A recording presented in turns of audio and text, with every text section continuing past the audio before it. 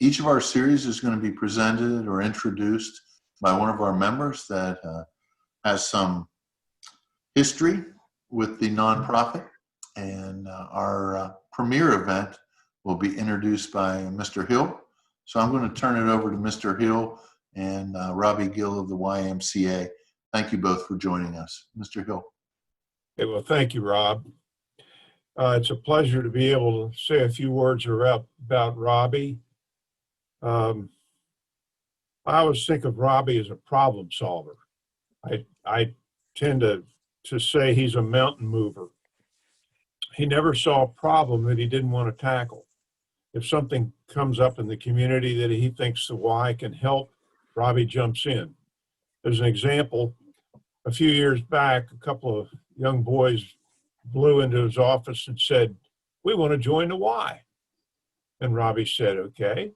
He said, "Take this form home, have your parents sign it, bring it back." The next day they came back and it was evident that their parents had not signed it. So Robbie said, "Why do you want to join the Y?" And the 9-year-old said, "Because I want to play in the NBA." The 11-year-old said, "Our dad's in prison and our mother's on drugs. And if we don't find an opportunity to join the Y, which lets us have a place outside of our home, we're going to end up just like they are." So Robbie got them a scholarship and they both got to join the Y.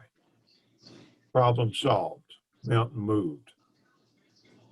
Another example is Talbot Mentors, which is a wonderful charity in our community. They mentor to in excess of 100 young people. But their program sort of demands that they meet once a week, the mentor and the mentee. And Robbie stepped up and said, "Well, you can meet in the Y if you'd like to." So for no charge, no fees, no joining, no cost, just use the Y's facilities and come here as you want. You can swim, you can play ping pong, you can shoot baskets, whatever you want to do.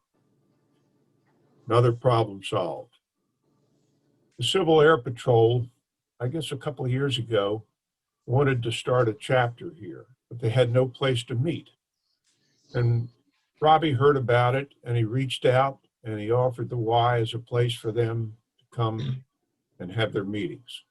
So they were able to get started and they have a really terrific, vibrant group today. I guess 7 or 8 years ago, there were some drownings in Caroline County in Federalsburg. And immediately Robbie stepped up and started giving swimming lessons to young people in Caroline County at the Caroline Country Club, which had the only quasi-public swimming pool in the county. When the club closed down, Robbie immediately brought those kids by bus over to the Easton Y, and they were able to continue their swimming lessons. Another problem solved and mountain moved. Perhaps the biggest mountain that Robbie has moved since he's been here, 16 years, was building the St. Michael's YMCA. It required raising $8 million and took 13 years from the start of the planning of it until it was finished.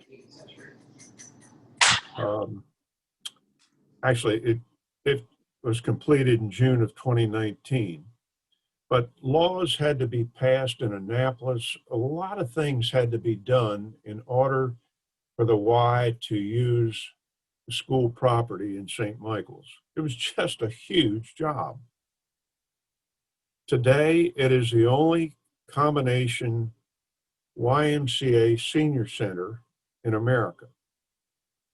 And the reason it's up, large reason, is because of Dick Bodorf, who was the chief executive officer of the Y at that point, Shirley Gooch, and Bob and Kay Perkins, all of whom have either been members of our club or are members today.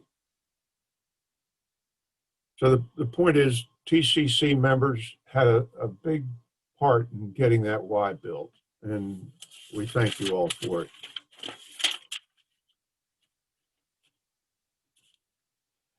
I can go on because there are probably 50 charities in Talbot County that partner with the YMCA.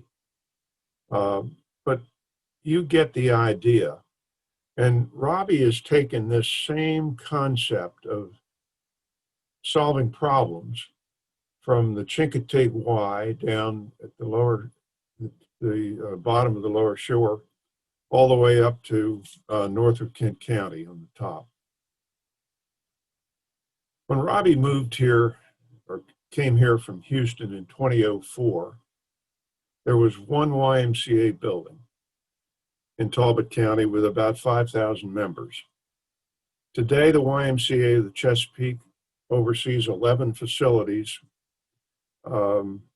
with 33,000 members. Now, the Y had 42,000 members before COVID, and it spans the Eastern Shore, making it the largest charity on the Delmarva. It provides over $2 million a year, this is yearly, in financial assistance, and it never turns anybody away. Our son Brad was on the Y board in 2004 when Robbie and 50 other applicants were interviewed for the job as executive director of the Talbot County YMCA.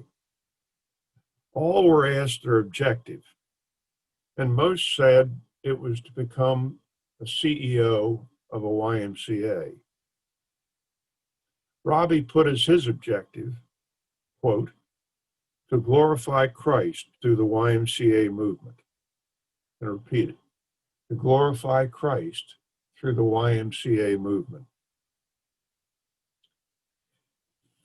The goal has, I would suggest, subsequently been expanded a little bit to strengthen the foundation of this community. It is the only charity that takes the physical resources that they have to enhance the work of all other local charities. It's a pleasure to introduce Robbie Gill, the mountain mover. Robbie? Thanks, Tom.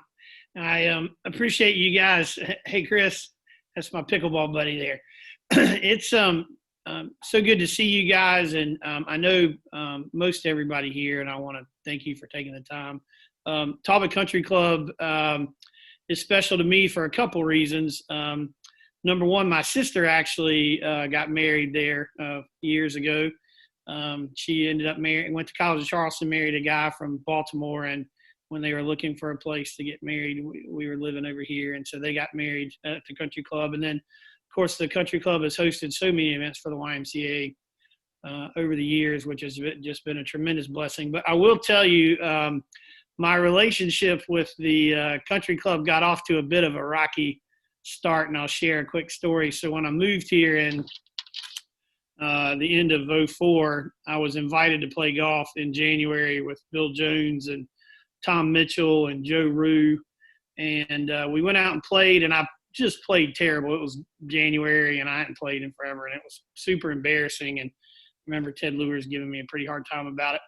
And so in the spring, Bill Jones, going into the summer, Bill Jones invited me to play in the member guest tournament. And so it was 5 9-hole rounds, match play. So there were 9 holes on Friday, 2 on Saturday, and 2 on Sunday. And so my handicap was a 12, but I wasn't really playing to it. But that particular weekend, I played really, really well. And needless to say, we got to Sunday, and there was 18 holes to be played, and we were up by 20 points. So we actually didn't have to show up on Sunday to win the tournament. And just the looks that Bill Jones got was brutal. I felt terrible for him. And then I didn't get invited back for like a year because of that. Everyone thought I was a sandbagger. And then just to finish that, a year or so later, we played in a golf tournament with Ted Lewis, and I played horrible that day too. And he said, for the past year, I really felt like you were a sandbagger. Now I realize you just were lucky because you were terrible. So I miss Ted. He was just a neat guy. So I'm excited to share a bit about the YMCA. The Y's been on the Eastern Shore since 1857. So we predate Lincoln. We've been here a long time. You may not know it, but the YMCA's beginnings in Easton started in creating a reading room. There wasn't a place where people could access periodicals of the day. And so a group of young men came together to do that. And that ultimately became the Talbot County Free Library. So the Y's been around for a long time. While it went away during the Civil War, it came back and provided youth programming, lecture series. And then the first physical YMCA with what you would consider maybe traditional programs and services was located where the closed Safeway sits on Washington Street. And so Tom could tell you stories of riding his bike to that YMCA back in the day where there were programs and services provided there. The Y's got a really rich history. There's a great story. Kim Barton, who was the CEO from 1959 to 86, shared with me many years ago that when the schools were still segregated and weren't allowed to participate in sports programming together, the Moton High School, the black or African American high school, wasn't allowed to play the Easton High School. Those kids actually came to the Y after school together. So the Y was integrated before the schools were. And one Saturday, they actually brought, after the Y closed, they brought the Moton High School team in and the Easton High School team in to play basketball together, just to prove it wasn't that big of a deal back in the day, which was really cool. So the Y's got a rich history, mainly because of the volunteers that have been involved over the years. As a not-for-profit 501c3, we're an organization governed and led by volunteers. And so as staff, we are, it's our responsibility to make sure we can deliver the programs and services that can make an impact in our community. And so to Tom's point, the Y has grown over the years. When I moved here at the end of 2004, we had about 5,000 members. And as we really began working hard to make a bigger impact, the Y began to grow. And we started reaching out more to support other not-for-profits and the work they were doing, as Tom mentioned. And from that, the Y just exploded because it was providing opportunities to make an impact. And to Tom's point, in 2007, we had about 400 or 500 folks in the Bay Hundred area in St. Michael's that were driving to Easton, and a gentleman named Bob Perkins. You may know Kay Perkins. She's a regular golfer out there and hits a really good driver if you haven't played with her. But Bob was on the board and said, we really should take the YMCA to the communities we need to serve. And so we took a leap of faith and we opened a small storefront facility in St. Michael's, and the Y just flourished there. And we wanted to do more to create a place where people could come together. And to Tom's point, it was a 12-year process to get that done, to build a facility on school property that could serve that community. We also partnered with Talbot County. They wanted to expand senior center services. And we thought, what a great opportunity in a small community to create a shared services model. So if you haven't been in that Y, when you go in, it's a YMCA and a senior center. And so you can access Y programs and senior center programs in the same space. And that YMCA pre-pandemic was serving 3 and 4 people in St. Michael's in the Bay Hundred area. And the neat thing about that is it's also on school property, so it gives kids a place to go after school and be connected. As Tom also mentioned, the Y doesn't turn anyone away due to any financial challenges or limitations. And that's one of the things I love the most about it. The Y is a place that creates equity in a community to make sure everyone has an opportunity and support that they need. And over the years, the Y in Talbot County has responded to specific community needs and challenges to make an impact. And I'll give you an example. Back in 2006, there was an adolescent child care survey done within the school system. And at the time, Talbot County had the highest ranking in the state of a county for substance abuse of 6th graders. And we were trying to get our head around the fact, why was substance abuse such a huge issue at such a young age in Talbot County? And what we realized was the work that was being done was really more on the reactive side and not on the preventive side. And so we were trying to figure out how do we make a bigger impact and as an organization to where we can support youth at this younger age and put them in a position to where that we can build character and they can make better choices. And from that ultimately built what is called the Thomas E. Hill Center for Youth Development, which is a teen center that was added to the YMCA in Easton in 2011. And it was designed in a way to engage kids in things that they would be passionate about, whether it's cooking or music or rock climbing or computer activities, to where we could engage kids in things they were passionate about and then leverage that as an opportunity to build character in kids. And so, now I kind of call that time of day, the middle school is right across the street from the Y. And so we'll have a couple hundred in a non-COVID world. We'll have a couple hundred kids walk across the street every day from the middle school. I call that time of day El Tino. They're like this hurricane that rolls over there, and you just hope the building's still there at the end of the day. But to eliminate barriers, the YMCA also began providing free memberships to every sixth grader. So when you've got a little kid and they're in grade school, you've got them in programs and after school programs. But at the middle school age is when parents are really trying to figure out how do I navigate what I'm going to do with my sixth grader, because he or she's looking for some level of independence, but at the same time too, do I trust them going home alone? I know my parents sent me, I'm a Y kid. They sent me to the Y. They were smart enough to know I would have burned it down at that age. So we wanted to eliminate any barriers, and that's had a huge impact in why we serve 3 and 4 middle schoolers within this particular county. So it's been just a fun 16 years in that we've been able to work with volunteers, work with other not-for-profits, identify key community needs, and then leverage the organization in a way that we can make an impact. And that ranges from, to Tom's point, as being a host site for mentors and mentees, to providing, partnering with the school system. We run a summer learning program for 160 students where when Dr. Salmon, who is our state superintendent, was here in Talbot County, we were having about a success rate in summer school around attendance of about 60%. And so we put our heads together around how we could do better at that. And so we decided we would run a program together where the school would provide education and curriculum in the morning, and the Y would provide camp curriculum in the afternoon, and it would be a completely free program. And so the goal is to kind of stave off summer learning loss, because lower income children typically don't get enrichment opportunities in the summer. And what we found was the school handpicked those kids, 160 students. Most all of them were scoring 20 to 30 points below standardized test score. Standardized test scores were 20 to 30 points below in reading and math. Participation rates were like 96% and continue to be.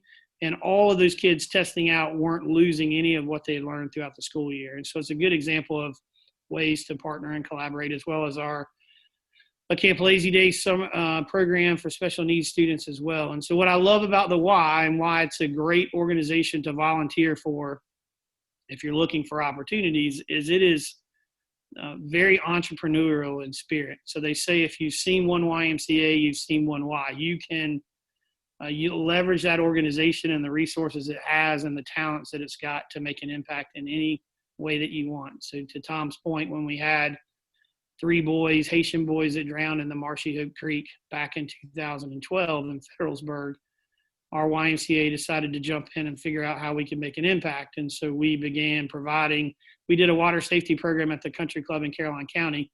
As many of you know, that club is long since closed. And so to this day, we still bus children from Federalsburg Elementary 2 days a week to Easton to teach those kids to swim. And one of the reasons we do that is there is no YMCA in Caroline County. So that's a gap on the Eastern Shore that we're still working to fill. But it's that's what I love about it the most, is it's an organization that has no real boundaries in what it can do to make an impact and serve. And it's come a long way. I have a trivia question, so you'll have to unmute yourself. So what do you think was the largest program the YMCA ran in the 50s? And I'll give you a hint. It was a youth program, and it was run at the elementary schools. And I'll give you another hint. No one plays this anymore. The harmonica, the kazoo. Nope. Hula hoops. It's in the line of hula hoops. It's kind of like that. It's a game, Dodgeball? not dodgeball, but a good guess. This is a game that, I mean, literally no one plays this anymore. Kick the can. That's getting closer. It's kind of like kick the can. Stickball? It's in the ballpark of stickball. Broomball? Sorta. You played it in the dirt. Marbles. Getting real close.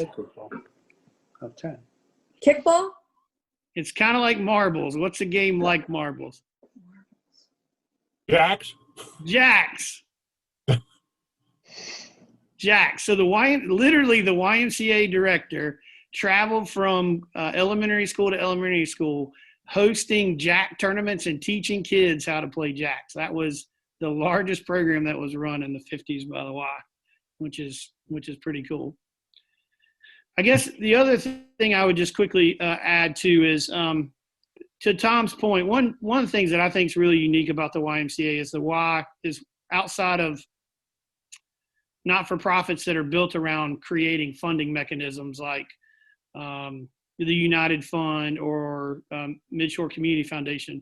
The YMCA may be one of the only not-for-profits in our community that leverages physical and financial resources to support other not-for-profits. And so I'll give you some examples. We provide transportation for the Building African American Minds program because that program not-for-profit doesn't have transportation. So we bus those kids around for their activities, as well as teach those kids how to swim, rock climb, and tennis programming, all completely free as a supplemental component of supporting their not-for-profit. No different than the Multicultural Resource Center does a ton of work in supporting our emerging Hispanic population. The YMCA provides camp opportunities for those students that wouldn't have an opportunity otherwise. You look at, Tom mentioned Talbot Mentors, but then you also got ESL classes and St. Michael's Community Center transportation. So the Y is an organization that when we see an opportunity to make an impact, even if it's just supporting another charity, we tend to jump in and do that because we really believe if we're supporting others and making a positive impact in the lives of those that we're blessed enough to call neighbors, then we're honoring our mission. And the Y's mission is, it's pretty simple. Bob Perkins would say to do all the good you can in all the ways you can to everyone you can. For us, it's putting Christian principles into practice through programs and how we serve people. So we want to be a place where everyone is welcome, loved, and cared for. COVID has been hard for us because we're a hugging organization. Like we like to get our hands on people, and it's a place of community. No one goes to the Y and says, "I missed you, treadmill number 7." Like that's not what we are. We're a place where people connect to one another. And so it's been tough. We are very involved in chronic disease prevention programs. We run a free cancer survivor program, a Parkinson's program. That's a boxing program called Rock Steady, and an enhanced fitness program around balance and stability. And those kindred groups are extremely tight. And when COVID hit, it was really hard because our older adults who really depended on those programs lost the ability to see and connect to people. We've utilized technology like Zoom to keep people close, as well as posting videos. But most importantly, our staff have been working really hard on the phone to keep folks connected. And so we've made, during the pandemic, over 5,000 wellness calls to support those folks that we serve to make sure that they're okay. The other thing I'll mention during COVID is that we knew there was going to be a gap in need for programs and care for critical staff and first responders. And so the YMCA immediately reached out to the county to offer our assistance. And so the shutdown started on March 16th across our whole state. That was a Friday. that following Monday, the YMCA was the Talbot County YMCA was the first organization in the state of Maryland to provide shelter of care for first responders and critical staff, and we've been doing that ever since. So even to this point, now we run what we call an academic enrichment program. So for all these students that are battling online learning, which is a nightmare for students, especially lower income kids who don't have the same resources and access that others would have, the Y provides support and tutoring and access for those kids. And so besides that, and meals delivery and everything else, even though the Y was closed for 3 months, our mission didn't stop, right? So it's been a unique challenge for us. I'm really proud of our volunteers and our staff and the way that we responded. It just warms my heart to know that there's this place that can be used in a way to make an impact. And so if you're, many of you have volunteered for the YMCA or connected in some capacity or another. If you haven't and you want to get involved, I would love to talk to you about that. It is truly a place where you can give back and you can serve the whole community. The Y serves 1 in 3 people and 1 in 2 kids on a regular basis. And I'm just grateful for the opportunity. These 16 years on the Eastern Shore have been a real blessing to me and my family. I've had 2 kids that have been born here. I've got a kid at the Academy, Naval Academy. It's home for us. And it's this whole culture of community that's what makes Talbot County, having worked in every county on the Eastern Shore and continuing to do so, what makes Talbot County unique is the ability for us as a group of people to come together to support one another and strengthen our community in whatever capacity we need to do it. And I'll tell you, that's pretty rare. So and this is a good example of that. I'm sure there aren't a ton of country clubs who are like, hey, let's listen to charities talk on a Tuesday night. So I think that's really cool. And I appreciate each one of you and everything you do for our community and your support you provide. And I'm grateful for the opportunity. And when this whole COVID thing is over, I'd love to get a chance to see all you guys. I miss seeing Richard and Beverly, and especially Beverly. So it'll be good to reconnect. But again, I'm happy to answer any questions that you guys may have about the YMCA or anything in particular. Say, Tom, I have a question for Robbie, if I can. Sure. Robbie, you mentioned that, you encourage volunteering. Could you give us an idea of what the volunteer needs of the YMCA are at this point? Thank you. Sure. So they vary. And so a lot of it's dependent upon what your interests are. So we have volunteers who serve in a governance role. So they may serve on an advisory board or the corporate board, and they're looking at bigger picture needs in a community and how to make sure the YMCA is making an impact. But we also have volunteers who say, you know what, I'm really passionate about the Cancer Survivor Program. And so I'm going to get trained as a coach for that program, and I'm going to help support and lead a class in that Cancer Survivor Program. Or they say, you know what, I've been personally touched by Parkinson's through a friend or through a family member, and I'm going to get trained as a volunteer to support that particular program. We have volunteers who teach swim lessons to kids.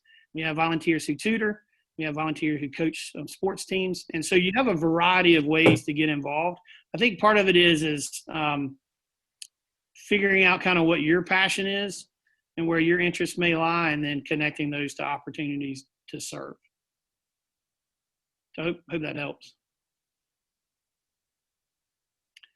It's a heavily volunteer-driven organization, and it's from a staffing standpoint, part-time staff make up about 85% of our staff. So we're a very part-time driven group in that there's so many people who have other jobs that they do, but they work at the YMCA as a way to give back and serve their community. Robbie, what do you think is the biggest need for the YMCA looking out over the next 5 years? That's a question I wasn't prepared for. I can say 30 things right this second. Well, I think frankly, if I could be honest, what the pandemic has done is it has exposed businesses and not-for-profits in a way that if you're not in a position to weather that type of a storm, it can hinder your ability not only to survive, but also to continue your mission. And what you don't want to have happen is you have this once in a generation scenario happen, but it completely stymies your organization to where you can't continue to move forward. We're fortunate enough that we're going to be okay. Doesn't mean we don't have some heavy lifting ahead of us, but I think what it helped us realize is we need to continue to work harder to build our endowment and strengthen our organization with what you would consider lifelong or historical gifts that can make sure resources are always there to where you don't have a situation to where when there is a critical need that you're not in a position to meet it. We've got a YMCA under construction in Kent County right now and getting ready to break ground on a YMCA in Queen Anne's. And those are communities that desperately need services. And the last thing you want to have is something like this pandemic that squashes an opportunity to make what will be an impact in that community for the next 100 years. And so I think we have to continue to work hard to all these people that love the Y and believe in the work we do. We need to ask them to think of us and help us further that mission. So, 50 years or 100 years from now, the YMCA is as relevant today then as it is today in the lives of those that need us. Thank you.